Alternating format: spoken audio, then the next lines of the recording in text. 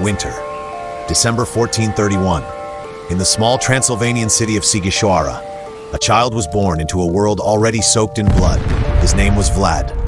At the time, Europe stood on the edge of transformation. The Ottoman Empire was expanding relentlessly.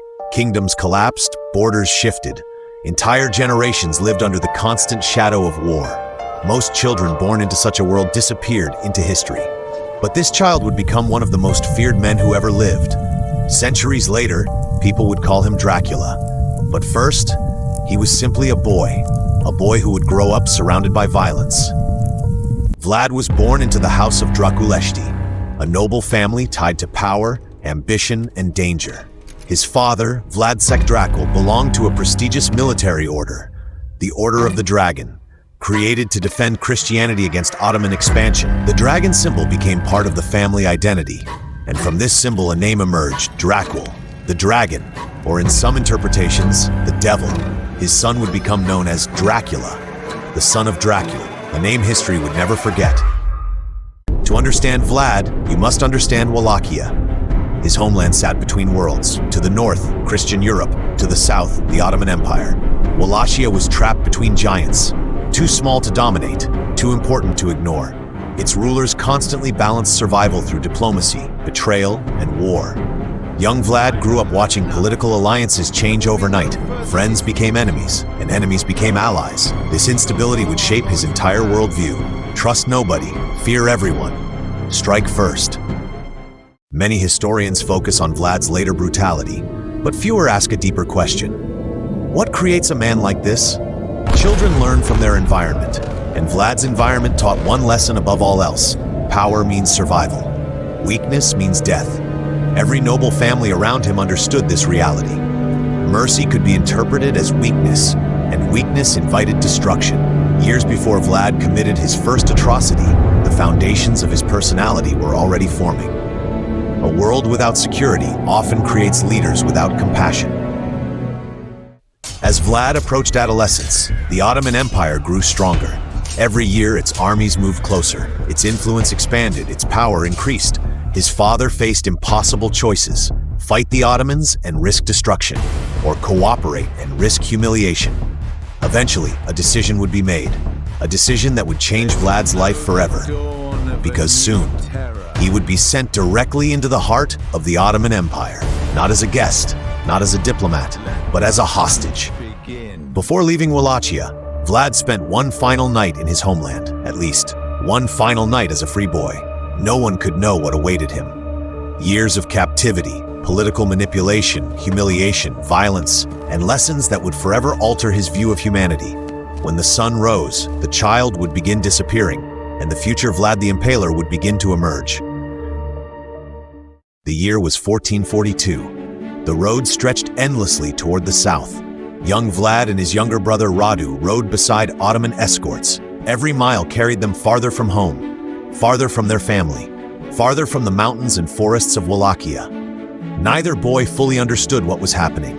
Officially, they were guarantees of loyalty, hostages given by their father, Vlad II Dracula, to Sultan Murad II, a political insurance policy. As long as their father obeyed Ottoman demands, his sons would remain alive. But if he betrayed the Sultan, the consequences could be terrible. For Vlad, this journey marked the end of childhood and the beginning of something far darker.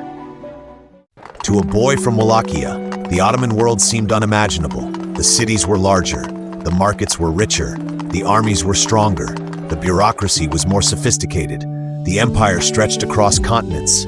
Everything reflected power. Every palace, every mosque, every soldier. Vlad quickly realized something important. The Ottomans were not merely another kingdom. They were becoming a civilization capable of reshaping the world. And for the first time in his life, he witnessed true imperial power. Many imagine hostages as prisoners locked in chains. Vlad's reality was more complicated. He received an education, he learned languages, he studied military tactics, he observed Ottoman administration, he trained alongside elite warriors. The Ottomans wanted loyal future rulers, not broken captives. Yet Vlad never forgot one crucial fact. His freedom depended entirely on the Sultan's goodwill. No matter how comfortable life appeared, he remained a hostage. And that truth haunted him every day. The experience affected the two brothers differently. Radu adapted. He learned Ottoman customs, made friends, earned admiration. Over time, he grew comfortable within the empire. Vlad reacted differently. Every lesson felt like captivity. Every order felt like humiliation. Every day deepened his resentment. The brothers began drifting apart. One found belonging, the other found bitterness. History would remember both paths, but only one would become infamous. Among the young princes at court was a boy who would one day become legendary, Mehmed, the future Mehmed II, the conqueror of Constantinople. Some historians believe Vlad and Mehmed interacted during these years. Whether they became friends or rivals remains uncertain. But one fact is clear: two future legends were growing up under the same imperial roof. One would build an empire, the other would become a nightmare. Neither could yet imagine the role they would play in each other's destiny. The Ottoman Empire was ruthless when necessary. Executions were public, punishments were severe. Authority was absolute. Vlad observed everything. Some historians argue that these years shaped his future methods, not because the Ottomans taught cruelty, but because they demonstrated how fear could maintain power. The lesson was simple: a ruler who inspires fear is difficult to challenge. For a young boy already raised in violence, this lesson would leave a lasting mark. Then came devastating news. Wallachia was descending into chaos. Political enemies moved against Vlad's father. Alliances shifted. Loyalty vanished. And eventually, his father, Vlad II Dracula, was overthrown. Soon after, he was murdered. Even worse, Vlad's older brother Mircea suffered a horrific fate. Captured by rivals, buried alive according to several historical accounts.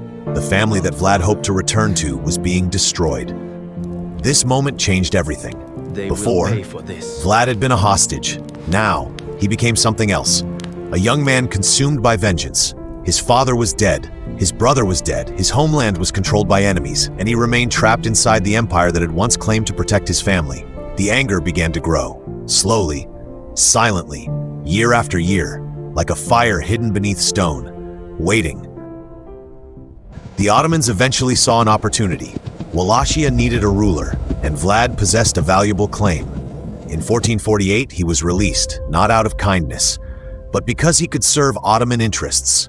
For the first time in years, Vlad was returning home, yet he was no longer the same person. The boy who left Wallachia had disappeared. A hardened young man was returning, and history was about to meet the man who would become Vlad the Impaler. The hostage had returned, but reclaiming Wallachia would not be easy. Enemies surrounded him, nobles plotted against him, and the Ottoman Empire still watched his every move. Soon, Vlad would discover that ruling through fear could be more effective than ruling through love, and the world would witness horrors so shocking that centuries later, people would mistake him for a vampire. When Vlad returned to Wallachia in 1448, he found a kingdom drowning in betrayal. His father was dead. His brother was dead. The nobles who once swore loyalty had switched sides, and foreign powers treated Wallachia like a prize to be divided. For years, Vlad had dreamed about returning home, but reality was harsher than memory. The throne was unstable, enemies surrounded him, and trust had become a luxury he could no longer afford. The hostage who had left years earlier was gone. A colder man had returned, a man who believed fear was stronger than loyalty, and soon he would test that theory. The greatest threat did not come from the Ottomans, not yet. It came from Wallachia's own nobles, the boyars. For generations, they manipulated rulers, supported coups, changed allegiances whenever convenient. Many were involved in the downfall of Vlad's father. Others benefited from the chaos that followed. Vlad studied them carefully. He smiled, he listened, he pretended to forgive. But inside, he was preparing revenge, because he had learned something during captivity. Never strike immediately. Wait, plan, then strike once and strike hard. In 1459, Vlad invited many of Wallachia's most powerful nobles to an Easter feast. The atmosphere appeared festive: food, wine, celebration. No one suspected danger. The boyars believed the young prince had accepted the past. They believed he wanted unity, forgiveness, reconciliation. Instead, they had walked directly into a trap. Vlad had spent years waiting for this moment, and now the reckoning had arrived.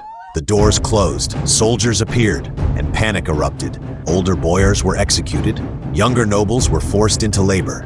Many were marched north toward the mountains. There, they were forced to help build and repair fortifications. Countless died from exhaustion. Others vanished from history entirely. For Vlad, this was more than punishment. It was a message. The age of noble power was over.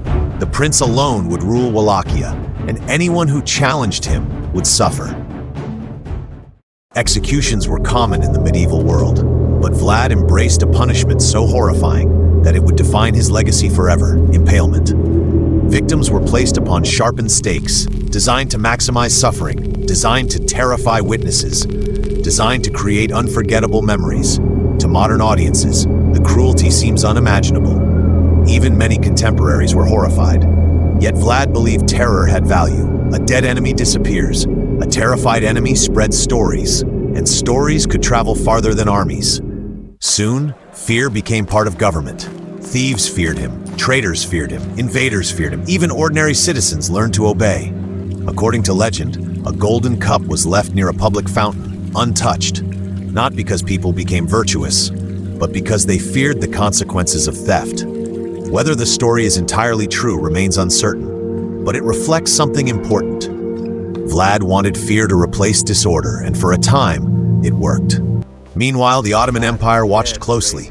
The former hostage was becoming unpredictable, dangerous, defiant. Instead of serving Ottoman interests, Vlad challenged them. He refused demands, punished Ottoman envoys, and launched attacks across the Danube for Sultan Mehmed II. This was personal. The prince raised in Ottoman custody had become an enemy, and eventually, the Sultan decided to act. A confrontation became inevitable. In 1462, one of the most daring operations in medieval history took place. Facing overwhelming Ottoman forces, Vlad chose an unconventional strategy. At night, his soldiers infiltrated the enemy camp. Their goal was astonishing: kill Mehmed himself. Chaos exploded in the darkness. Torches burned, men shouted. Confusion spread everywhere. Although Vlad failed to reach the Sultan, the psychological impact was enormous. Even the mighty Ottoman army felt vulnerable. Then came the moment that would define Vlad forever. As Mehmed advanced toward Targovishte, he encountered a terrifying sight. Thousands of impaled bodies, a vast field of death, a landscape transformed into a warning. Historical accounts differ regarding exact numbers, but nearly all agree on one thing. The scene shocked even hardened soldiers. The Sultan himself reportedly witnessed the display, and for a brief moment, the conqueror of Constantinople stared into a nightmare created by one man. News of Vlad's actions spread rapidly. Travelers carried stories across Europe. Printers published accounts. Rumors multiplied. Some portrayed him as a hero defending Christianity. Others described him as a monster. The truth lay somewhere in between. But one thing was certain: the world would never forget him. The Prince of Wallachia had become a legend, and soon, that legend would evolve into something even stranger: the birth of Dracula. The year was 1462. Against all expectations, Vlad had survived. He had challenged the most powerful empire in the region. He had humiliated Sultan Mehmed II. He had terrified an army that conquered Constantinople itself. Yet, despite these achievements, he was losing. This paradox haunted medieval warfare. A ruler could win battles and still lose the war. The night attack had become legendary. The Forest of the Impaled had shocked the Ottoman world, but Wallachia remained exhausted. Villages were ruined, fields were abandoned, trade had collapsed. Fear protected Vlad, but fear alone could not feed a kingdom. For the first time, his greatest weapon was becoming his greatest weakness. While Vlad ruled through fear, another ruler was rising, his own brother, Radu, the boy who adapted to Ottoman life, the boy who embraced the empire, the boy who had become a favorite of the Ottoman court. To many Wallachians, Radu suddenly appeared attractive. He promised peace, stability, trade, an end to endless war. For ordinary people, peace often sounds better than heroism, and that reality terrified Vlad, because for the first time, his greatest rival shared his blood. History often portrays Vlad as unstoppable. The reality was different. He was increasingly isolated. Nobles doubted him. Merchants feared economic collapse. Neighbors questioned his judgment. Even former allies became cautious. The image of Vlad as a terrifying warrior remained powerful. But behind that image, the foundations of his rule were cracking. This is one of history's most common tragedies. Leaders who build power through fear often discover that fear creates loyalty only while victory continues. Once defeat appears possible, fear begins to evaporate. Desperate for support, Vlad traveled north. His destination was Hungary, its ruler King Matthias Corvinus. Vlad expected assistance. After all, he had spent years fighting the Ottomans. He had defended Christian territory. He had risked everything. Surely Europe would reward such sacrifice. But politics rarely rewards idealism. Kings think differently. They calculate costs, benefits, risks, and Matthias had his own priorities. What happened next shocked Vlad. The man seeking allies became a prisoner. For years, Vlad vanished. No great battles, no dramatic victories, no armies, only uncertainty. Historians still debate the exact conditions of his captivity. Some sources describe harsh imprisonment, others suggest relatively comfortable confinement. But psychologically, the damage may have been enormous. Imagine being Vlad, a man who commanded armies, a man who terrified empires, suddenly powerless, unable to control his destiny, unable to shape events, unable to act. For someone like Vlad, power was identity. Without power, who was he? While Vlad sat in captivity, Europe discovered something revolutionary: the printing press. For the first time in history, stories could spread rapidly, and sensational stories spread fastest. Soon, pamphlets describing Vlad's cruelty appeared throughout Europe. Some stories were true, others were exaggerated. A few were likely invented. But accuracy mattered less than fascination. Readers were captivated. A ruler who impaled enemies, a prince who dined among corpses, a man capable of unimaginable brutality. The perfect villain had arrived. This was the moment everything changed. The historical Vlad slowly began disappearing, and the legendary Vlad began emerging. People no longer discussed politics or military strategy or Ottoman expansion. Instead, they discussed horror stories, rumors, nightmares, tales of cruelty beyond imagination. The man became larger than reality, and once a figure becomes mythology, facts struggle to survive. After more than a decade, Vlad returned, older, harder, more experienced. The political situation had shifted again. Alliances changed, enemies disappeared, new opportunities emerged. In 1476, he reclaimed the Wallachian throne. For a brief moment, it seemed impossible had become reality. The fallen prince was king once more, but destiny had one final surprise waiting. Only months later, he was dead. The details remain uncertain. Perhaps he died fighting, perhaps betrayal struck again, perhaps history simply lost the truth. His body disappeared into mystery. His head reportedly traveled to Constantinople, displayed as proof that the feared ruler was finally gone. His enemies celebrated, his supporters mourned, but nobody realized something extraordinary. Vlad's life had ended, his legend had not. More than 4 centuries later, an Irish writer named Bram Stoker searched for a name that sounded ancient, dark, mysterious. He found Dracula, the son of Dracula, the son of the dragon. The historical ruler became inspiration, the inspiration became fiction, and fiction became immortality. Soon, millions would know Dracula, few would know Vlad. The prince who fought empires had become something stranger, a vampire, a myth, a monster that could never die. More than 5 centuries have passed since Vlad III died. Empires have risen, empires have fallen, entire civilizations have vanished into history. Yet one question refuses to disappear. Who was Vlad the Impaler? Was he a monster, a hero, a tyrant, a patriot, or something far more complicated? Most historical figures eventually become easier to understand as time passes. Vlad became harder because every generation sees a different man. To some, he is a sadistic ruler. To others, a defender of his homeland. And to millions around the world, he is simply Dracula. But history rarely fits neatly into a single label, and neither did Vlad. Before judging Vlad, we must first understand his world. The 15th century was not a gentle age. Executions were common. War was constant. Disease was everywhere. Political betrayal could destroy entire families overnight. Modern audiences often view history through modern morality. But rulers of Vlad's era operated under very different realities. Mercy could be interpreted as weakness. Weakness invited rebellion, and rebellion often meant death. This does not excuse Vlad's actions, but it helps explain them. Because history is not only about what people did, it is also about the world that shaped them. Perhaps the most fascinating question is psychological. What happened inside Vlad's mind? As a child, he witnessed political instability. As a hostage, he lost control of his future. His father was murdered. His brother was murdered. His homeland repeatedly descended into chaos. Modern psychology suggests that repeated exposure to violence can profoundly alter human behavior. For some people, trauma creates fear. For others, it creates aggression. Vlad appears to have chosen the second path. Control became everything. Fear became a tool, and absolute authority became a form of survival. The boy who once felt powerless spent the rest of his life ensuring nobody could make him feel powerless again. Some historians believe Vlad genuinely enjoyed cruelty. The evidence is difficult to ignore. Numerous accounts describe punishments that went far beyond necessity.